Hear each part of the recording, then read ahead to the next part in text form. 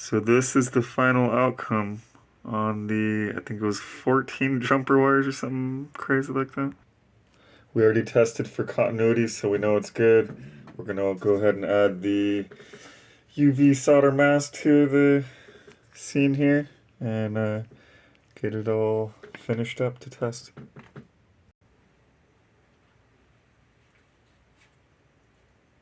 And there we go.